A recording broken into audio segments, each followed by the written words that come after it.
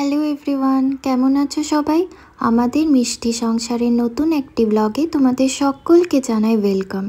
আজকে ভাবলাম ব্লগটা স্টার্ট করি নীলের একটা সুন্দর গান দিয়ে।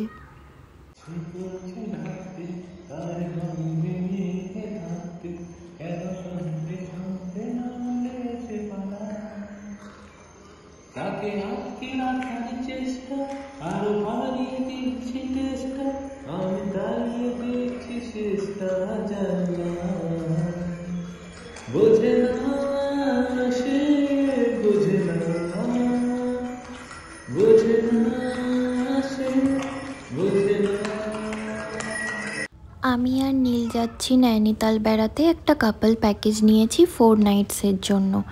এই যে আমরা এখন ট্রেনে চেপে বসে পড়েছি।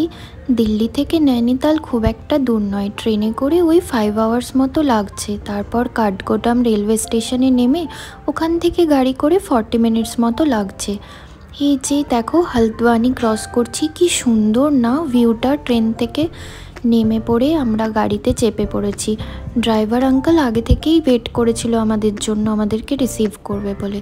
রাস্তায় যেতে যেতে মাঝে একবার নেমে চাও খেলাম, আর যাওয়ার পথে হনুমান মন্দিরটাও একবার দর্শন করে নিলাম।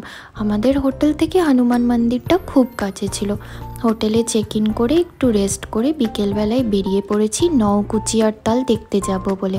আমরা ফার্স্ট ডেটা নওকুচিয়া তালেই ছিলাম। ওটা বেশ পিসফুল জায়গা মনে হচ্ছিল। আমরা একটু একা টাইম স্পেন্ড করব বলে ফার্স্ট ডেটা নওকুচিয়া তালে রেখেছিলাম। এই যে দেখো এখানে সবাই বোটিং করছে। এটা হচ্ছে নওকুচিয়া তাল লেক। এখানে প্যাডেল বোট, শিকারা রাইড সব কিছুরই ব্যবস্থা ছিল। তারপর ফিরতে ফিরতে প্রায় অনেকটাই সন্ধে হয়ে গেছিলো। দেখো রাস্তাঘাট কীরকম ফাঁকা ফাঁকা।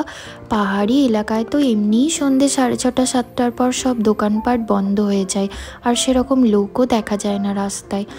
আসার সময় রাস্তায় একটা ক্যাফে দেখেছিলাম, খুব ভালো লেগেছিল দেখে, তাই ভাবলাম ঢুকে একটু মোমো ট্রাই করি। ফেরার পথে হনুমান মন্দিরে গেলাম আরতি শুনে। আরতি হচ্ছিল, আরতি দেখলাম, দাঁড়িয়ে প্রসাদ খেলাম। তারপর ঘুরে টুরে আবার হোটেলে চলে এলাম। হোটেলে এসে নীলের তো সে কি এনার্জি সেদিন। এসেই বলছে চলো একটু ডান্স করি। আমি বললাম না, আমার একদম ইচ্ছা নেই, তোমার করার হলে তুমি করো। বললো ঠিক আছে, তোমাকে আমি এন্টারটেইন করছি ডান্স করে। আমার তো খুবই হাসি পাচ্ছিল। যাই হোক, তারপর পরের দিন সকালে ঘুম থেকে উঠে দেখি এ বাবা কি বৃষ্টি হচ্ছে। দেখো এই ভিউটা জাস্ট অসাধারণ ছিল। এই ভিউটা ছিল আমরা যে রুমটা ছিলাম ওই রুমটার ব্যালকনি থেকে। ওই যে দেখছি হনুমান মন্দিরটা দেখা যাচ্ছে, কি সুন্দর লাগছে না চারিপাশটা। কিন্তু প্রচণ্ড বৃষ্টির জন্য আমরা আটকে পড়েছি, বেরোতে পারছি না। আমাদের গাড়ি আসার কথা ছিল 9টার সময়, কিন্তু ড্রাইভার বলল যে এখন তো বেরিয়েও কোনো লাভ নেই, কোনো জায়গায় ঘুরতে পারবেন না ভালো করে। তো আমরা ভাবলাম যে চা খেতে খেতে ব্যালকনিতে বসে ভিউটা একটু এনজয় করি আর দুজনে মিলে একটু গল্প করি। তারপর গাড়িটা এলো ওই 12টার দিকে। আমরা রেডি হয়েছিলাম আগে থেকে। তারপর গাড়িটা আসায় আমরা দুজনে আবার বেরিয়ে পড়লাম। আজকে আমরা যাচ্ছি ভীমতাল, সত্তাল এইগুলো দেখতে। এই যে দেখো পৌঁছে গেছি ভীমতাল লেক। ভীমতাল লেকে গিয়েই আমরা সোজা চলে গেছিলাম আগে মন্দিরে শিব ঠাকুরের দর্শন করতে। তারপর আমরা প্যাডেল বোট নিয়ে প্যাডেল বোট করতে করতে পুরো লেকটা ঘুরেছি। তারপর আবার চেপে পড়েছি গাড়িতে। এবার আমরা যাচ্ছি সত্তাল লেক। সত্তাল লেকটা তোমাদের বলে বোঝাতে পারবো না, কি সুন্দর ছিল। এই যে দেখো এটা হচ্ছে সত্তাল লেক। আমার তো এখান থেকে যেতেই ইচ্ছে করছিল না, ভীষণ ভালো লেগেছিল। আমরা সত্তাল লেকে এসেও আবার একবার প্যাডেল বোট করেছিলাম, ওটা আর রেকর্ড করার সুযোগ হয়নি। সত্তাল লেক থেকে বেরোনোর পর আমরা সোজা চলে গেছিলাম নৈনিতাল হোটেলে চেক ইন করার জন্য। দেখো নীল এসে এত টায়ার্ড হয়ে পড়েছে যে ঘুমিয়ে পড়েছে, কিন্তু আমার কিন্তু কোনো টায়ার্ডনেস ছিল না। কেন বলো তো? এই রুমের ভিউটা দেখো। এই রুমে এসে ভিউটা দেখার পর আমার কি আর চোখে ঘুম আসে বলো তো? এত সুন্দর নৈনি লেকের ভিউটা আসছে, ওপরে পাহাড় আর নিচে লেক। এই দৃশ্য দেখে কি ঘুমানো যায়? তারপর নীল যখন ঘুম থেকে উঠলো তখন আমরা দুজনে মিলে চলে গেলাম সন্ধ্যে 7টার দিকে একটু মল রোড ঘুরবো বলে। মল রোডে বেশ ভালোই ভিড় ছিল, প্রচুর ট্যুরিস্টও ছিল, কিন্তু আমরা এক্সপেক্ট করিনি যে মনসুনের সিজনে এত ট্যুরিস্ট থাকবে, কিন্তু ভিড় কিছু কম ছিল না। এই যে দেখো রাত্রিবেলাতেও কি সুন্দর লাগছে না লেকের ভিউটা দেখতে। যাই হোক, আমরা এপাশ ওপাশ ঘুরে আমাদের মেন অ্যাট্রাকশন ছিল টিবেটিয়ান মার্কেট যাওয়ার। টিবেটিয়ান মার্কেটে আমি প্রচুর শপিং করেছি, কর্ড সেট থেকে শুরু করে ব্যাগ থেকে আর কিছু বাকি রাখিনি। তারপর ফিরে এসে আমরা ওয়েট করছি যে কখন আমাদেরকে ডিনার সার্ভ করবে। ডিনার করে তারপর সেদিন আমরা ঘুমিয়ে পড়েছিলাম। পরের দিন সকালে উঠে আমরা গেছিলাম নৈনিতালের সাইট সিন করতে। ফার্স্টেই আমরা গেছিলাম স্নো ভিউ পয়েন্টে। স্নো ভিউ পয়েন্টটা এত সুন্দর ছিল যে নীল দেখো বসে বসে এক দৃষ্টিতে ওদিকে তাকিয়ে আছে। আজকেও হালকা হালকা বৃষ্টি চলে এলো কেমন যেন, তবে খারাপ লাগছিল না। কিন্তু বৃষ্টির মধ্যে পাহাড়ে ঘোরারও তো একটা আলাদাই আনন্দ আছে বলো। আর মাঝে নেমে নেমড়ে আমরা 1 কাপ করে কফি, না হলে 1 কাপ করে চা, আর তার সঙ্গে 1 প্লেট করে ম্যাগি খেয়ে নিচ্ছিলাম। এই যে দেখো বৃষ্টির মধ্যে গাড়িতে বসে বসে নীল আমাকে গান শোনাচ্ছিল। এরপর আমরা যাচ্ছি বোটানিক্যাল গার্ডেন। বোটানিক্যাল গার্ডেনটা তোমাদেরকে বলতে পারি যে one of the best site seeing place ছিল নৈনিতালের। খুব সুন্দর লাগছিল আমার, চারিদিকটা গ্রিনারিতে ভরা ছিল। আর জানো, যত উপরে উঠছিলাম আর ওপর থেকে নিচে তাকিয়ে দেখছিলাম, ততই যেন মনে হচ্ছিল সৌন্দর্যটা আরও বেশি করে ফুটে উঠছে। এই যে নীলকে দেখো দাঁড়িয়ে দাঁড়িয়ে যেখানেই যাচ্ছে এক দৃষ্টিতে তাকিয়ে দেখতে থাকছে।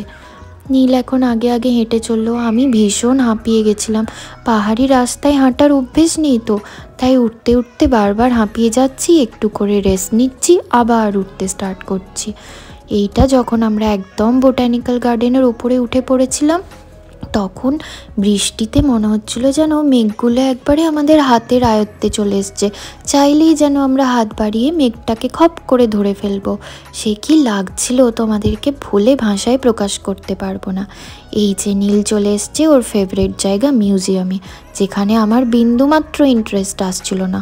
আর ও আমাকে ধরে ধরে বোঝাচ্ছে যে প্রজাপতিগুলো দেখো, এই প্রজাপতিটাকে এই বলে, সেই প্রজাপতিটাকে সেই বলে। নিজেই বলছে নিজেই শুনছে, ও তো জানে আমার কান ওদিকে একদমই ছিল। নীল আমাকে এখানে জোর করছিল ওর সঙ্গে গলা মেলাবার জন্য, তাই হালকা করে ওর সঙ্গে গলা মেলাচ্ছি। তোমরা কেউ কিছু মনে করো না, কিন্তু খুব বাজে গাই আমি।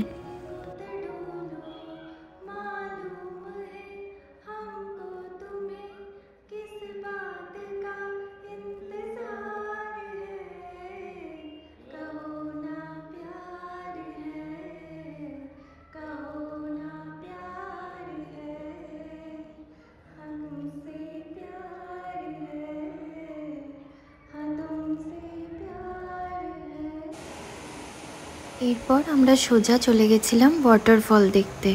ওয়াটারফল দেখতে ভীষণ ভালো লাগছিল।